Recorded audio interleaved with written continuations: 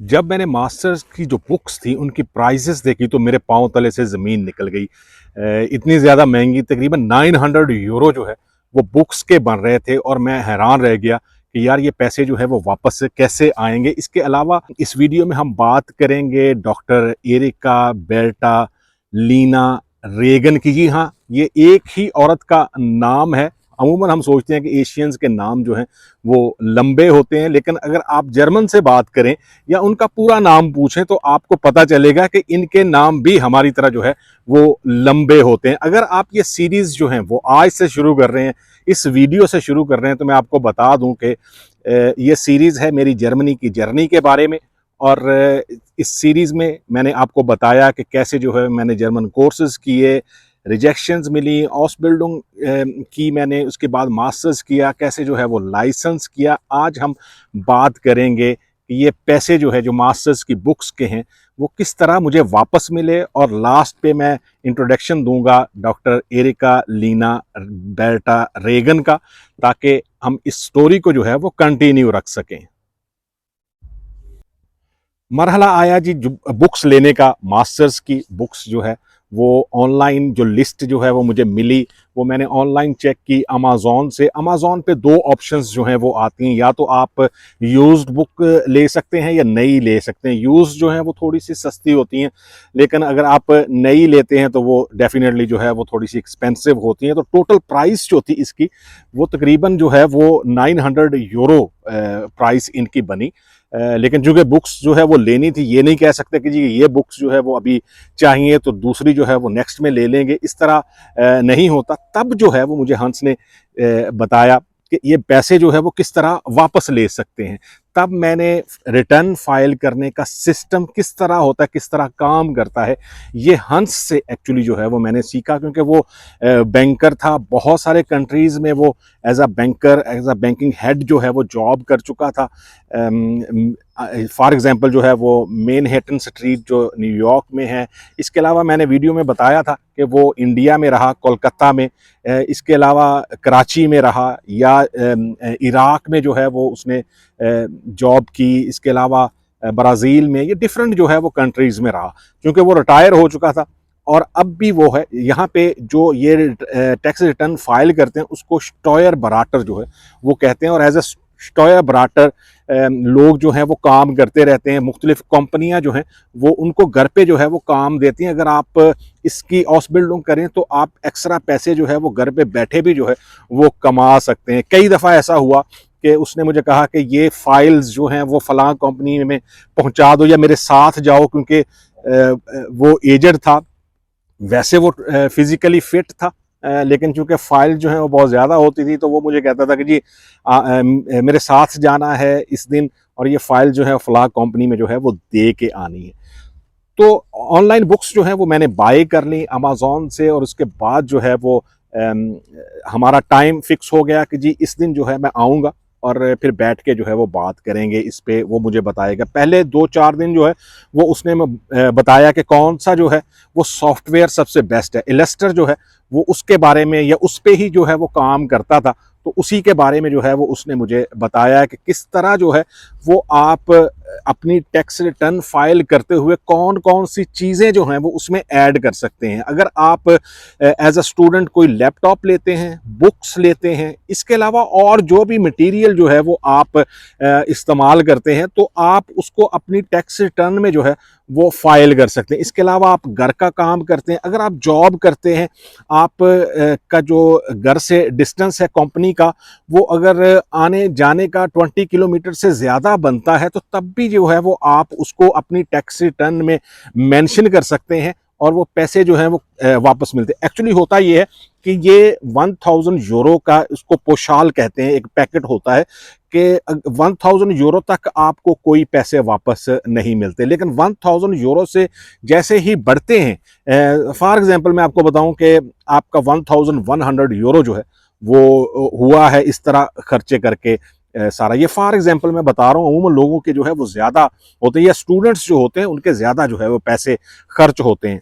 तो उसमें 1,000 यूरो जो है वो उस पे आपको पैसे वापस नहीं मिलेंगे, लेकिन जो ऊपर वाला 100 यूरो है उस पे जो है वो आपको पैसे वापस मिलेंगे। अब जो एलेस्टर है वो आपको उसी वक्त बता देता है कि कितने पैसे जो हैं वो आपके वापस आएंगे।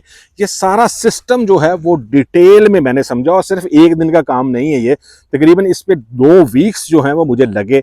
जब भी मुझे टाइम मिला मैं हंस के पास गया, उसने मुझे डिटेल में दोबारा से जो है वो सारी चीज़ें समझाई, किस तरह जो है फिर एलेस्टर का सॉफ्टवेयर जो था वो मैंने लिया, तकरीबन 25 यूरो का वो था। उसके बाद ऐप की, उसके बाद अकाउंट जो है वो बनाया, अकाउंट बनाने के बाद फिर जो भी उसमें चीज़ें थी, क्योंकि ये जर्मन लैंग्वेज में था तो शुरू में जो है वो थोड़ी सी प्रॉब्लम हुई मुझे, या मुझे ये नहीं पता था कि एक्चुअली में कौन कौन सी चीज़ें जो हैं वो इसमें ऐड कर सकते हैं, कौन कौन सी चीज़ें जो हैं वो अगर आप करेंगे तो आपका वो 1,000 यूरो जो है वो उससे ज़्यादा जा सकते हैं। इवन अगर आप यहाँ पे सिस्टम है कि जी जो रेशनिंग आती है हाइसों की, या जो पानी की रेशनिंग आती है साल के बाद जो है वो एक गजम्प्ट रेशनिंग या टोटल इनवॉइस जो है वो होती है, और उसमें जो है वो वाली चीज़ भी जो है वो आप इसमें ऐड कर सकते हैं। बहुत सारी चीज़ों के बारे में अगर मैं बताऊं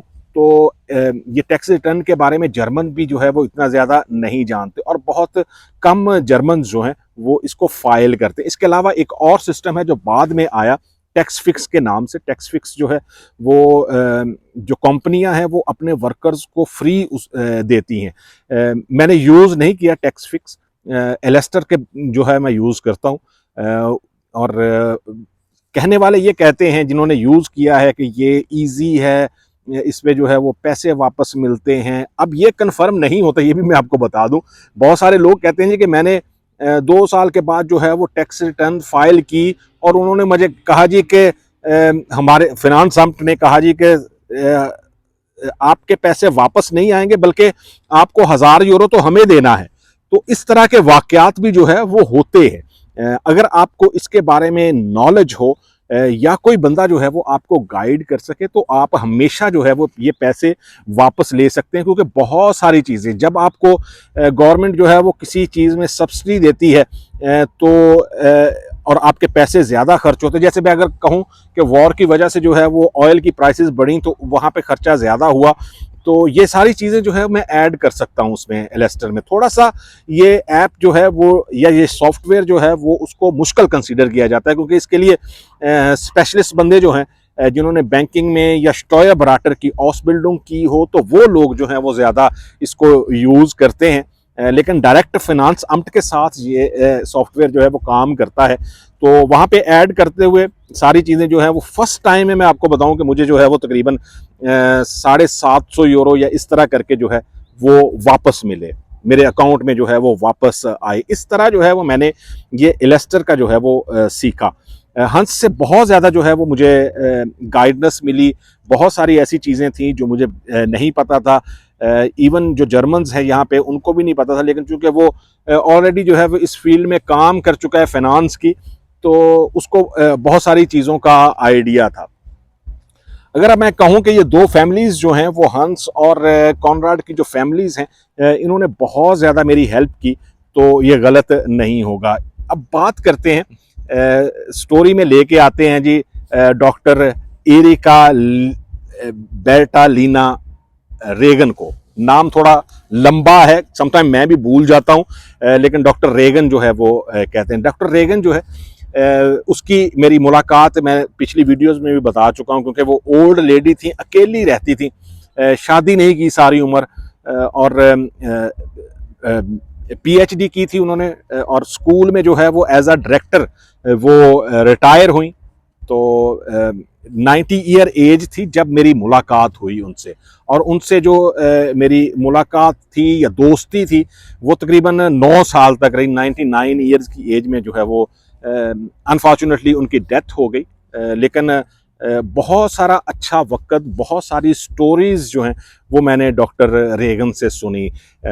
अगर मैं अब कहूँ कि जब वर्ल्ड वॉर 2 ख़त्म हुई तो उस वक्त वो तकरीबन 17 ईयर्स की ओल्ड थी, और एक हॉस्पिटल में एज अ नर्स जो है वो प्रैक्टिकल कर रही थी। तो उन्होंने जो स्टोरीज़ मुझे सुनाई वर्ल्ड वॉर 2 की या उसके बाद जो चीज़ें हुई, कैसे जो है वो यहाँ पे वो वेस्ट जर्मनी में आई, ये सारी स्टोरीज़ जो है मैं आहिस्ता आहिस्ता जो आपके लिए इन्फॉर्मेशन है उसके साथ ऐड करता जाऊंगा, ताकि ये दिलचस्पी भी कायम रहे और आपको यहाँ पे जो जर्मन बूढ़े लोग हैं उनके बारे में भी थोड़ा सा आइडिया हो कि किस तरह ये लोग जो हैं वो हेल्पफुल भी हो सकते हैं और कैसे जो है ये आपकी मदद कर सकते हैं। ये नहीं है कि आप एक दिन में जो है वो दो चार जो बूढ़े लोग हैं उनसे इंटरेक्शन जो है वो कर लेंगे। यहाँ पे लोग, जर्मन लोग जो हैं वो बहुत रिजर्व रहते हैं।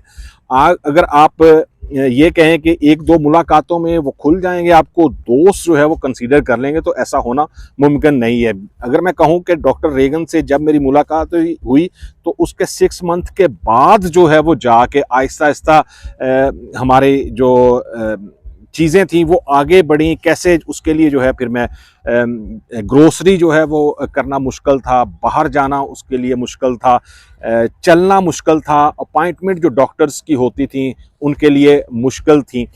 ये सारी चीज़ें जो हैं वो आपको आहिस्ता आहिस्ता मैं बताऊंगा। लेकिन मैं बताऊंगा वर्ल्ड वॉर 2 ख़त्म हुई जब, तो जैसा मुझे डॉक्टर रेगन ने तब बताया था कि वो एक हॉस्पिटल में एज अ नर्स जो है वो जॉब कर रही थी, प्रैक्टिकल कर रही थी एक्चुअली।